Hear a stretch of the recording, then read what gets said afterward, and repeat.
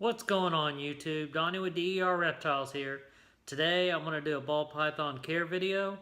I do have a rack system and I also keep one in a terrarium. I will be covering both of those. There is several different ways people take care of their ball pythons, so in this video I'm not saying I'm perfect. I'm not saying that everybody else is wrong or certain people's wrong, certain people are right. This is just how I take care of my ball pythons. They thrive, they're growing like crazy, they do perfect sheds. So I just figured I would share that with you guys. So let's get this started. This here is my ball python rack that I have. I bought it from Sea Serpents. Great racks. They keep the humidity up very well. There's the information. If you like them, just go take a look at them. They're not too bad priced. Very good racks. They already come assembled, so you don't have to worry about putting anything together. The top 8 tubs are for my hatchlings. Those are V18 racks. And the bottom 2 racks are the sub-adult racks that you can find on his website. One's a 3 and one's a 5 tub rack. They stack very well. I keep my ball pythons, my babies and hatchlings on I'm going to keep my hatchlings on paper towels with 2-inch couplers and 2-ounce little plastic deli cups. I keep my 120 gram Mojave male on paper. He does very well. I'll show him feeding again here later on in the video. He's wanting to come out and say hi to the camera. Hello everybody. Oh, boop. Get him back in there. Now, on my adults and growing, I keep all of my ball pythons on ReptiChip. Very good at keeping humidity. I change it out every month. I do spot cleaning every day just to make sure, because that'll help the ReptiChip to last longer. That there was my spinner male that I have. This is a pied female. Hopefully won't be able to breed her next season, but hopefully this season after that. Again, it's ReptiChip with the water bowl. Holds humidity great. Next one down is my Super Mojave. She is fresh out of shed. Woke up this morning, she shed. Again, it's a full piece shed. Humidity's doing great. Super Mojave, blue-eye leucistic. Her eyes are so blue. Next one down is a Butterfire Pastel female, also known as a butterfly. She is doing great. Full sheds, growing like crazy. Again, just ReptiChip in a water bowl. Next one down is my het pied female. On ReptiChip, she does very good. She shed last week, I believe. Humidity's great. You can tell with the condensation on the side of the tub. Next one down is my het albino girl. I think she's gravid, but I'm not sure. Hopefully she is. And then on the very bottom is my normal possible het pied, but I haven't proven that out yet. I'll probably prove that out in a couple years. But she's doing great. But I keep all my hot spots right at 89 to 90 degrees. And the ambient temperature in these racks are anywhere from 80 to 82. They thrive, they do great, so nothing is wrong with keeping them at those temperatures. But that is my rack system set up. I have 2 herp stat thermostats up top, and yes, the temperature is higher on them, but you got to realize that the heat tape has to be above your temperature because it has to go through the plastic tote to get to that temperature in the tub. So remember that whenever you're setting up your rack system, you don't want to just set up your thermostat at 80 degrees unless you put your probe inside your tub. But that is my rack setup. Now let's go to my aquarium setup. Alright, this here is my terrarium setup with my albino female. She turns 1 year old on August 29th. She's right at 1,000 grams. I started her out in that 20-gallon long aquarium up there. And then I brought her down to this 40-gallon breeder size. Yes, there is humidity problems whenever you keep your ball pythons in your glass aquariums or glass terrariums, but there is ways to help out with the humidity on that. She is on ReptiChip, and as you can see, I have a hide on the cool side. I also have a hide on the warm side, and then the water bowl in the middle. She's right there in the hide on the warm side. I got some plants right there. They say ball pythons are not arboreal, but she crawls on them plants all the time at night. So, to help out with the humidity, I have a towel up here. All I do is when it gets dry, as you can see my gauge over there, right now we're at 67%. The temperature's up a little bit on the ambient temperature because I have a heat bulb here for my bearded dragon, and it goes up towards the bottom, but that does not affect her at all. She loves that. She's growing like a weed. So whenever your humidity is lower, just keep a towel on the very top. That'll help hold the humidity in, and if it drops, just wet down your towel, and that's going to raise it up quite a bit, and it'll keep it raised up for a couple days, and then you just pour more water on it, you'll be good to go.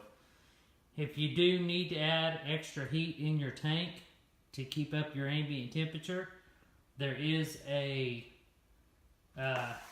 do have a mini heat emitter, but it is not turned on right now because my temperatures are great. I just have it there just in case it does drop. But you only want to feed your ball python rats or mice that are as big around as the thickest part of the body. And remember, whenever you first get your ball python, it's going to be stressed out. Make sure you do your research on what you need to do. That's the main part of the whole thing, is just do research before getting your ball python. That way you know exactly what to expect, exactly how to take care of it. But you always want to remember, don't show the snake signs of stress on your part, because that will stress them out on their end. Now, I also been asked, how do I tame down my ball python? How do I pick it up without getting bit? Ball pythons are not aggressive. They are defensive.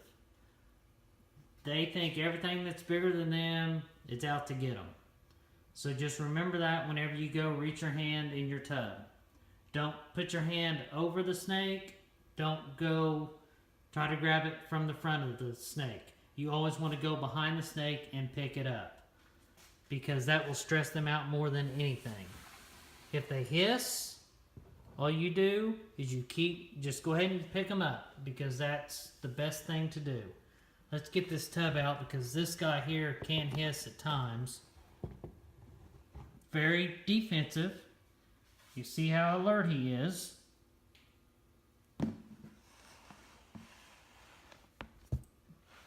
Earlier I went to pick him up and he hissed at me, which is normal. They can do that. Let's see what he does. Nope, he's fine. Get behind him, pick him up. And you see he's kind of stiff. Yeah, he's going to be stiff because a lot of them don't like to be picked up. But this here is my spinner male. That's a spider pinstripe. He's a beast. He eats every time I offer him food, except when he's in shed, and then they really don't want to eat. But he's a beast. He's a good snake.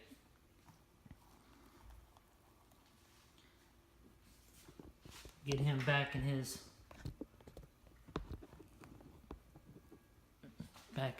rack system over here. Okay.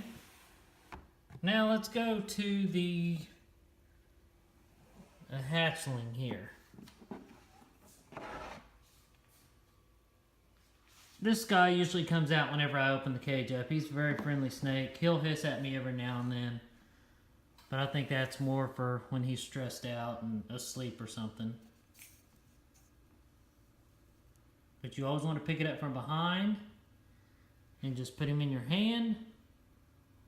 See, he's kind of stressed out. He's showing that defensive mode there with that S in his neck. But you see that tongue flickering. He's a good snake. Mojave male. Got some good plans for him. Mojave cam.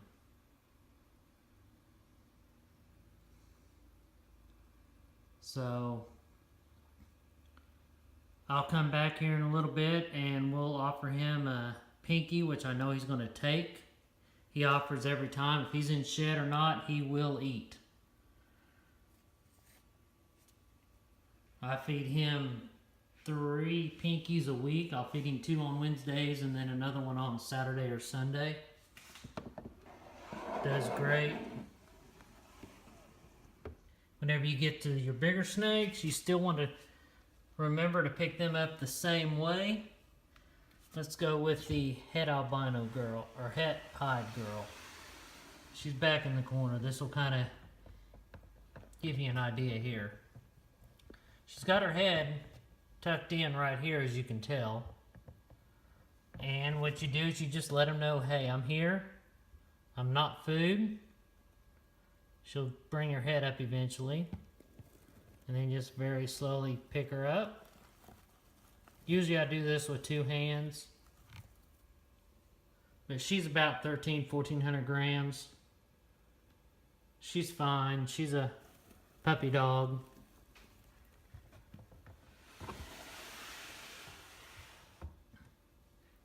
Let's go with, let's do another smaller snake here.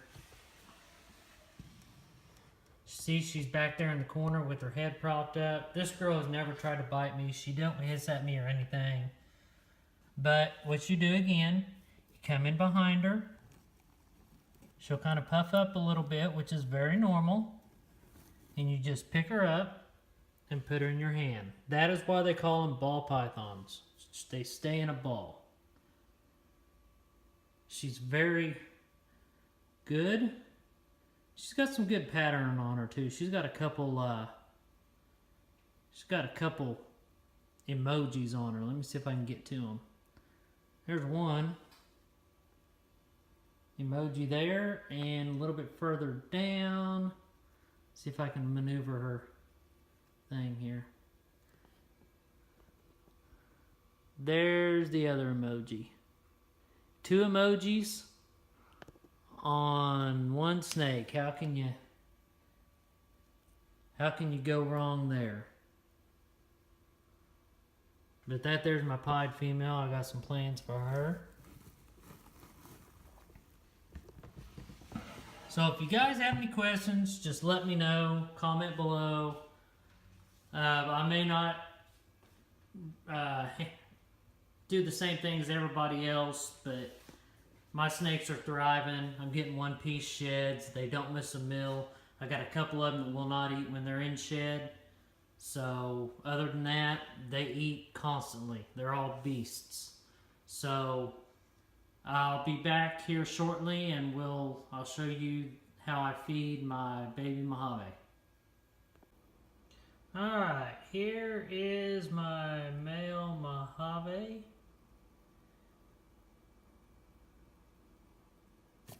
Oh, there you go, buddy. Eating like a champ. Eats every time I put something in front of his face. I'm going to be moving him up from pinkies here pretty quick. I'm just waiting for him to get more fat on his bones there. But that there's a rat pinky. So that there concludes my ball python care video. If you have any questions, comments, or any of that, comment below. Like the video, smack that like button.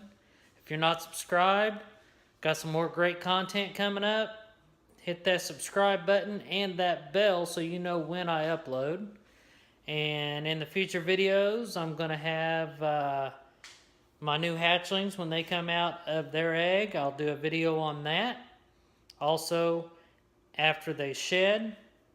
And I'll let you guys know what is available. And I'm also going to let you guys know what I'm holding back. So, until next time, have a good weekend. Talk to you later. Bye.